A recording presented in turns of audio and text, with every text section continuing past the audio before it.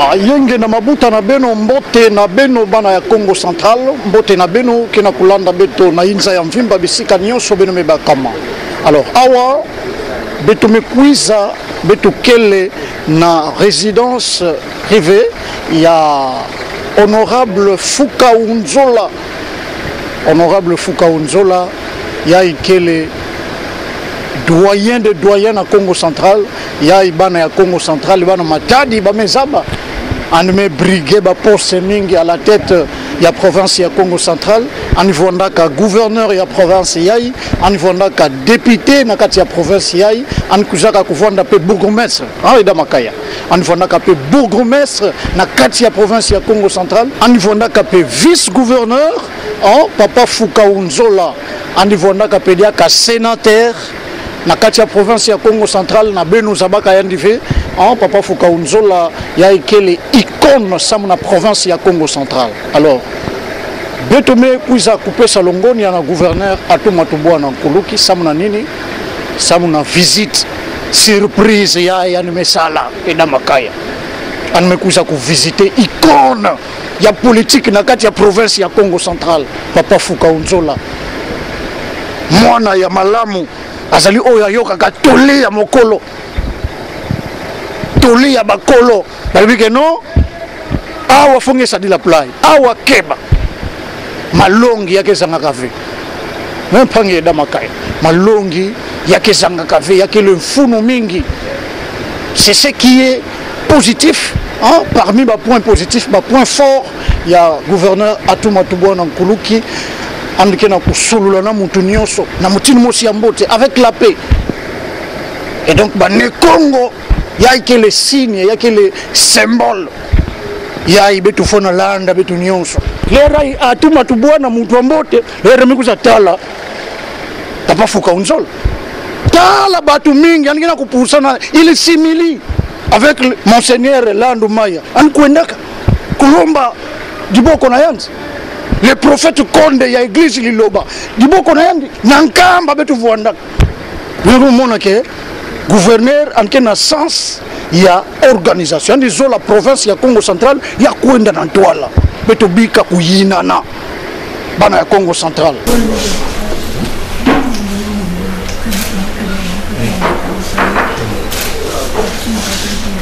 Excellence, monsieur le gouverneur, quelle leçon voulez-vous enseigner à la population du Congo Central en posant cet acte? Non, aujourd'hui nous sommes venus rendre visite au doyen, à notre doyen, le doyen Fukaunzola. Pour ma part, c'est un monsieur que nous avons vu évoluer quand on était encore jeune. On a vu comment il a dirigé la province quand il était gouverneur de province. Les informations que nous avons sur son passage ici à Matadi en tant que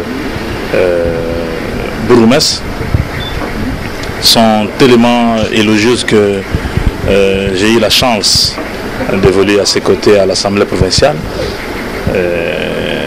Quand nous avons été élus en 2006, il a été le président du bureau provisoire de l'Assemblée provinciale. Et pendant cette période, nous avons eu la chance de côtoyer cette éminente personnalité de la province. C'était une grâce. Pour nous, c'était une grâce d'avoir travaillé avec ces gens de personnalités qui incarnent l'orthodoxie Congo. Et à ses côtés, quand on était député, nous avons appris beaucoup de choses. Il nous a prodigué beaucoup de conseils qui sont restés pour nous des devoirs de mémoire et que nous utilisons, que nous exploitons chaque jour dans la vie courante, même dans la vie professionnelle. Et aujourd'hui, son sens d'humilité nous a aussi beaucoup inspiré, parce que des gouverneurs, il a été député provincial, du président du bureau provisoire, il est redescendu vers le banc pour être député ordinaire, et de là il sera appelé au gouvernement de la province à l'époque quand nous sommes arrivés au pouvoir avec le gouverneur Jacques Mbadou. il est devenu ministre. Hein, toutes ces étapes-là qu'il a passées humblement, avec une grandeur d'âme, ça nous a beaucoup inspiré, ça continue à nous inspirer toujours. Et aujourd'hui, étant le gouverneur intermédiaire de la province, par devoir de mémoire et de solidarité et de reconnaissance, je me devais de venir rencontrer le doyen, de saluer, échanger avec lui et recevoir des conseils en tant que grand expérimenté dans la gestion de la province. J'ai échangé avec lui, il m'a dit beaucoup de choses, il m'a prodigué beaucoup de choses, quel est le comportement à tenir, comment gérer les sensibilités des uns et des autres, le respect du bien public. Ce sont là des valeurs cardinales qui viennent de nous présenter. Et pour nous, nous devons être contents d'avoir cette bibliothèque qui est encore vivante, que nous pouvons approcher, que nous pouvons voir. Il m'a dit qu'il reste ouvert à tout moment que je me trouve dans une situation où j'ai besoin d'un conseil pour me sortir. Il est ouvert, je peux toujours à temps et à contre-temps le voir pour pouvoir nous donner, nous produire des conseils, et son encadrement nous est permanent. Voilà un peu le sens que nous donnons à cette visite, le respect des aînés, le respect de ceux qui nous ont précédés dans la fonction. Voilà. Fumu na Kikongo na Bukufi sana na bana Matadi parce que visite ya qui est historique. L'histoire se rappellera ya Kilumbo ya inge kuzaka ku visiter Papa Fuka ikingile na tobila bana Matadi. Na bana Matadi betu na tubati bumbo yai betu kuzaka wana inzo ya doyen na betu Papa Fuka samo yaniketa mosi ya ntima wanene ya mvibidulu pe ya kukikitisa. Muzaba tant que nous avons étudiants dans Banzangongo, nous avons gouverneur, nous avons dans Banzangongo, nous avons la province de Betonyoso, nous avons Kuta Nankango, nous avons Salaba Mambo, Yalo Yalo. Et na leri na Muzaba muvandaka journaliste muvandaka na radio communautaire ya Banzangongo, musala pe interview na yani na Banzangongo. Betuvandaka si betuvandaka na kiesa komona data plan mais bamama nzambe ke ya betu bantuve na 2006 bame voté mon député na Banzango, député provincial, et di loi comme salama betu kuza na Matadi betu kuza bwana na tata ina betu vandaka ku kumwena kiesa ku sepela et betu me comment ba collègue nani, mais même si betu vandaka ba collègue mais betu vandaka na tibu ya betu na respect nene samna na mbutamundi yai.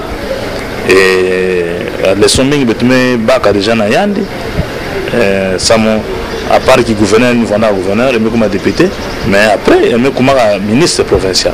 Voilà, gouverneur, député, ministre provincial, mais dans antima kokita yani salaki sana ina me pesa betu inspiration nene samna kulanda bantambi ya mutinde na betume kuiza sana kubaka malongi na mbuta muntu yani sakumuna betu yani pesa betu malongi na mefana kana samu betu sala kisalu samu na kuyengidika nkango kisalu ya kia betu betu keba ngamba ya nkango mtina ntubila munu kana problème kele mundenda kuiza à chaque fois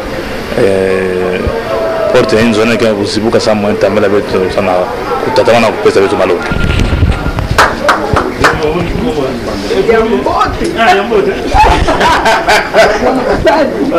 Voilà, il y a quel le sakomo nous sommes na mwana topente kolo voix na pembeni ya mama. Voilà maman ici ya ndiai mama yai kile kitwadi kento ya Papa Fuka unzola donc babeto bayai beto kile kula bachafu dira kana bachafu donc tama kuna mama mbota nge mbote papa kiese mingi na kumona nge kiese mingi na kukuiza awa kukutana na papa tangu nyoso ngeke vuandaka na yanti Papa Fuka yiki kele ba point positif na yanti mon la papa mais ça na papa 6 ans de mariage. Alors, mais ça va papa mbote. Quand on nandi, parce que qui pelege batu, nandi zola nkangu, nanga sen kuma gouverneur. Sam na mavanga nandi mbote. Alors, on a gardé que position nandi. Papa ke kukikitisaka. Andi zola mutu nyonso. Bubia ke kiese sam na beto na kumona papa gouverneur me kuiza awa. Mambo ya Nzambi beto vana papa Mbadu. Papa Mbadu mebika beto mebuma na papa tu. Papa tu sala kisalu nani mbote, kisalu kwenda na ntwala. Andi zola kangu, andi kokisa batatu ya kangu. Ba besoin bao. Bana beto mingi kena kusome. Mutindo papa fuka vonda usala. OK. Papa va créer quoi ne moi babisalo fetfeti an metula batu. Fe balanda dikulu ina papa fuka. Yake vanda mbote samna bwana beto matadi. Très bien, très bien. Mama mubanza beto sola vubaka ngitambo mingi. Kanangilenda pesa malongi. Na bana ya Congo Central mutini mezaba bobo ya politique moi yeke moi nini population parfois bagevandaka embrouillé na parfois na ba politicien mal de positionnement hiki malongi lenda pesa bana ya matadi bana ya Congo Central samna bana ya Congo Central nous la bavanda soudé bavanda ini balanda ve mambo ba parti politique kuna parti ya mututel kuna nini basangana samu beto tunga boala beta Congo Central. Voilà, merci beaucoup. Beto kele na bambuta awa ampange damakaya. Donc muke muna inzo awa. Allez, donc parce que me kuta la lera na kaka mutini mutu baka. Donc muke mwana ve donc lokola mwana chafu donc na ba chafu dila kuna tama. Kuzabaka malongi na benediction. Bina ke vanilanga mutindo atuma bwana mesa. Voilà. Mbotenge mpangi gouverneur mekatuka awa kutala papa fuka onzola.